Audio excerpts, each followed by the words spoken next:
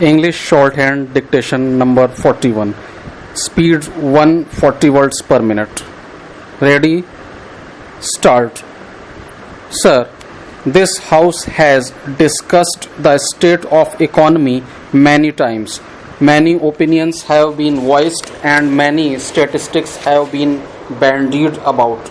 The minister also gave some large numbers right now. But economics is not only about numbers.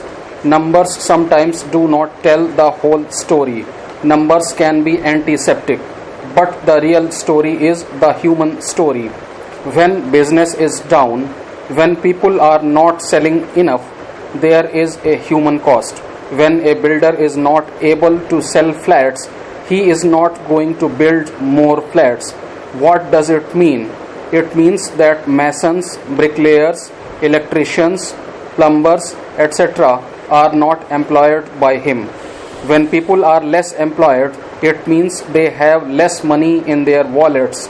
If they have less money in their wallets, it means they spend less.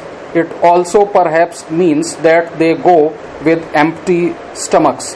While numbers definitely tell a story, the human story is much more poignant and much more potent. There is a popular joke in academia that if you put 5 economists in a room, you will get 6 opinions. I have an opinion myself. The government really should be focusing on the demand side and not on the supply side. We can have a debate about this much later, but we should never ever forget the human story behind the economy. Under this backdrop, we have a government today which constantly wants to portray a feel-good nationalistic story and glosses over not so pleasant and less than glamorous reality.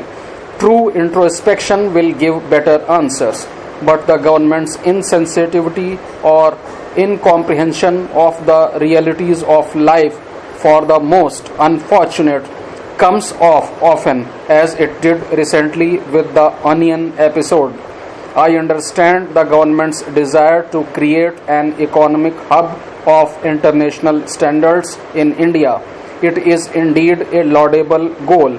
I am given to understand that the inspiration came when our Prime Minister, during his term as Chief Minister of Gujarat, visited Singapore in 2007, and the Gujarat International Financial Tech City, which is popularly called the Gift City, was envisioned. An over-ambitious and grandiose scheme without thinking about the practicalities of a successful venture is the trademark of this government.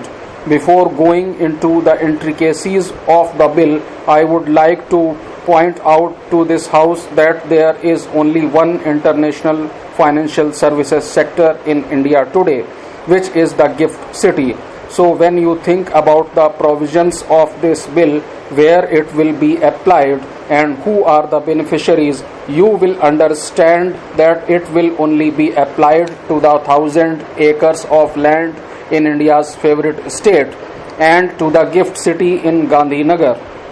It will not apply to anything anywhere else. This law is only for the Gift City. Ask any young MBA or a student of finance or economics of a reputed university where he would like to go out and work. He would like to go out and work in the city. When they say city, they really mean New York, London or Singapore. The minister in her opening remarks also alluded to Singapore and London. What is common among these places? While they have the biggest financial institutions and banks, they also have a great quality of life. They have a great vibe. And more importantly, they have a liberal environment which holds all of that together. It is not enough to have liberal markets. You rather need liberal cities. What this government needs to realize is that it is not just enough to create institutions, build tech parks, and offer tax rebates. The reason why New York, Singapore, and London are what they are today is because of the societal infrastructure. The Honorable Finance Minister herself has worked in London, and I am absolutely sure she understands what I am talking about. It takes a lot more than regulations and authorities to create a cultural hub and a business hub. For businesses to thrive, you need to attract global talent. When I say global talent, I do not mean just NRIs or Indians who go for study abroad and come back, but truly non-Indian global talent from the biggest universities. Global talent is definitely not attracted to a nation which exercises curbs on individual freedom, lashes out on dissent, and where rampant moral policing exists. The gift city is highly impractical. It ignores such issues as location and steel availability. Realistically speaking, no young financial professional in the world wants to go and work in a dry state. Let us be very clear. Everybody who works in New York, London, and Singapore wants to have a real life. Nobody wants to go and work in a dry state, especially when they have graduated from the top universities in the world and are coming from cosmopolitan and metropolitan backgrounds. Most companies will be willing to pay higher rents and operate out of Bombay, where the talent pool exists, rather than working out of Gandhinagar. This gift city is also mired in controversy and delays.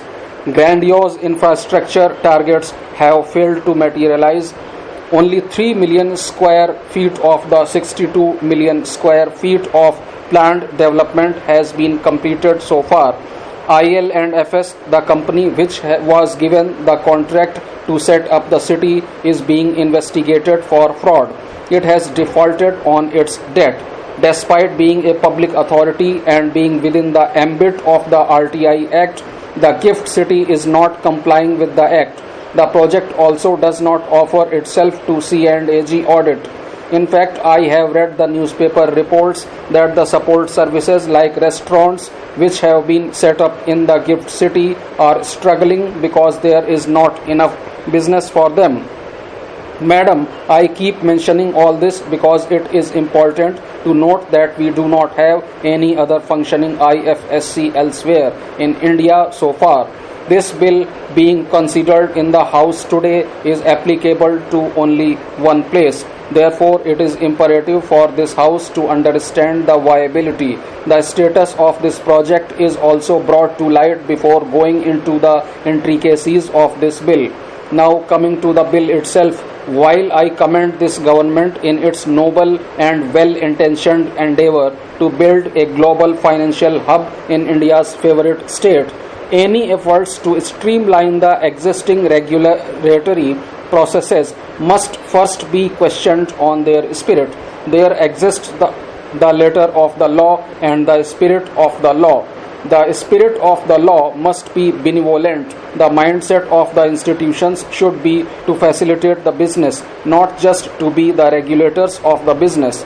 Here the bill becomes problematic. I have just 4 points to make. In the efforts to get rid of multiple layers of bureaucracy, the creation of the IFSC authority should not lead to a turf war between the new and the old authorities like RBI, SEBI and IRDA. The old authorities like RBI and SEBI will no longer have the power. What happens to any pending proceedings? The creation of a central regulatory authority seems to be a hobby of this government, which does not realize that the tasks of this nature require due diligence and specialization. The officials working in SEBI cannot do the same work as those of RBI. The government must clarify where the human resources for this unified authority will come from. Honorable Speaker Sir, India recently celebrated its 72nd Independence Day with great fanfare, but unfortunately the people of Kendrapara, which is my parliamentary constituency, have not seen a railway line or a train in Kendrapara in their lifetime. But now that dream is going to be fulfilled by the efforts of our beloved Chief Minister and with the cooperation of the Honorable Railway Minister.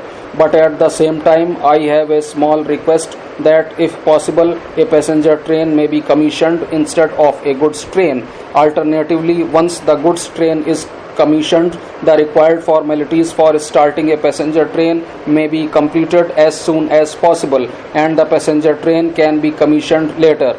Once the passenger train is commissioned, by taking Kendrapara in the loop, the tourism of Kendrapara will progress by leaps and bounds because of its National Crocodile Park, the sea coasts, and other attractive places. Employment shall also be generated and new industries will come up.